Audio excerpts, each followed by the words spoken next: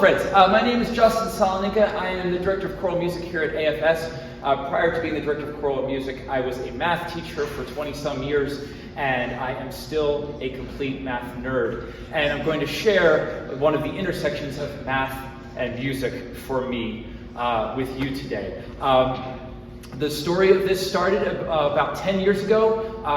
Some friends of mine who are both mathematicians, Mike Engling, Joey Engling, they asked me if I would compose a piece based on a particular kind of fractal called abacabadabacaba. I was not familiar with the fractal, I had to look it up and so on, and I ended up writing this piece for them, and it came out pretty good. And Mike, who teaches at a college as a professor of math, uses this piece, with his classes.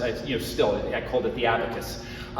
So about 2 years ago, Mike asked me again if I would write a new piece. He commissioned me to write a piece, and the only thing he gave me was Ouroboros. I did not know what an Ouroboros was.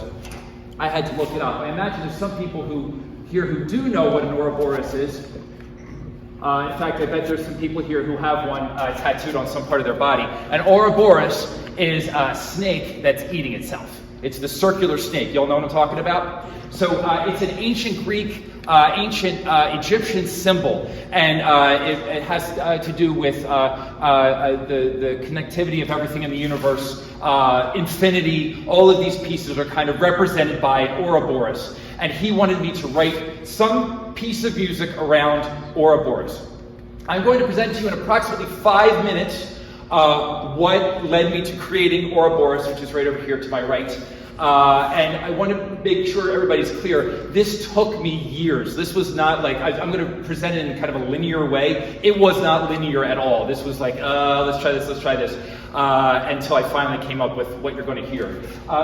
Where I finally landed after lots and lots of thinking about it was that Ouroboros had 9 letters, 5 of which were unique. And there's something called a pentatonic scale in music. It's kind of the most, it's like the oldest scale. Like as long as human beings have been making music, there's been this scale. And it consists of do, re, mi, sol, and la. So it's like this.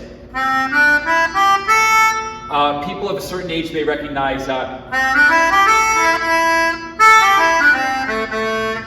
that's all those notes, okay? So there's lots and lots of melodies are just made of these 5 notes.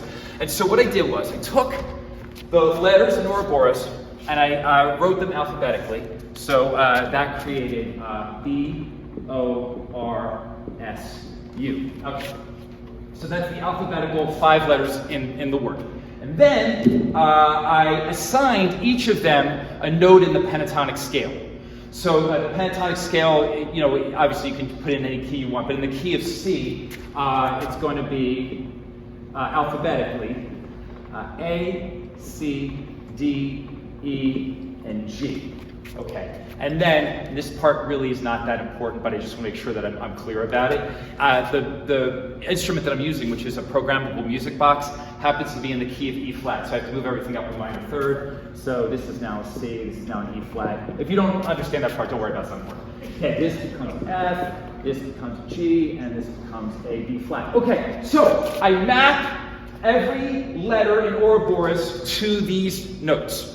Okay, and so that means that every time I have an O, it's going to be an E flat. Okay, so O is now E flat.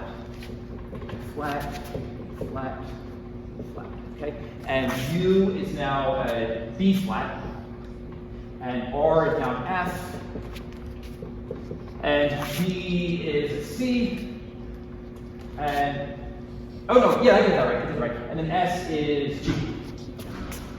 Okay. So this creates this 9-note musical pattern.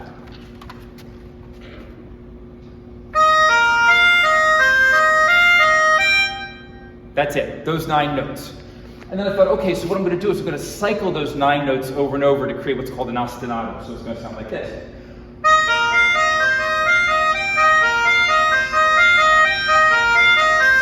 On and on and on and on. Got the idea? All right. So that was the first step. Then I realized that if I put the song, it's 9, and most songs that we have are in 4/4 time, right? 4 beats per measure, or 8 half beats per measure. So I realized that it would be better if I had, this would be the beginning of the first measure, 1, 2, 3, 4, 5, 6, 7, 8, and then the second measure would start on this note, and the third on this note, the fourth on this, and the fifth, and the sixth, and the seventh, and the eighth, and the ninth, so the piece would be 9 measures long, all right? And then I wanted it to repeat to make it musically more interesting and kind of create a counter melody that was a little bit busier. So that's 18 measures.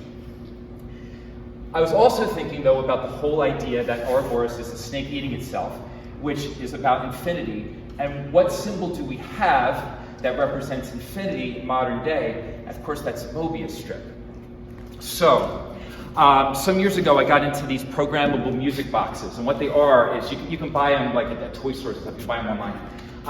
And it's a piece of paper, that goes through the music box itself, and then you have to punch out all the holes to make the notes you want.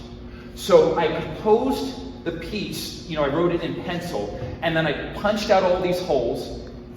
It took a minute, and then I looped it. So in creating the piece, I also had to create a counter melody that was going to work upside down, because when it goes through the entire strip, that's what the entire melody has to turn upside down. Does that all make sense? No. Okay, well listen, hopefully you'll like the way it sounds anyhow. So this is Ouroboros. This is, in fact, its very, very first performance. I have not even gotten to give it to Mike and Joey yet, because they live up in New England, and I'm afraid to ship this. So I need to actually bring it to them. So this is videoed, and they will get to see this as they're knowing what they've gotten. So I'm going to ask my daughter Lily to come on up and help me out just to hold this. Sure, you can give her a hand. Why not? Okay. So you got a good grip on that? Okay. So this is very analog. All right, you ready? Oh, just so you know, so I don't keep stopping to talk, so you can just listen to it. You're going to hear the melody go through once. You'll hear the 9 measures. Then you'll hear the same thing again, and you'll hear that it becomes a lot busier. And then you'll hear the whole thing flip over. And so there's going to be 9 measures of the simpler version and the 9 measures of the complex version. And hopefully you'll enjoy. All right. Thank you for listening, friends.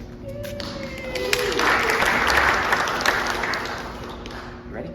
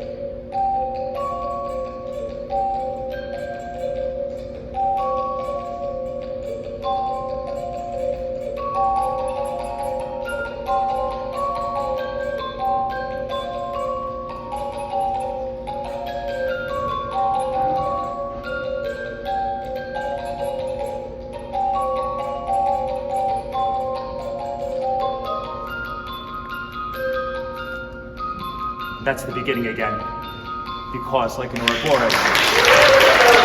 Thank you.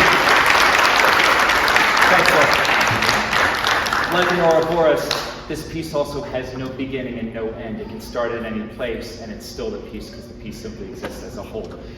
Thank you very much for listening to my long explanation and for meeting the Ouroboros for the very first time. Thank you, friends.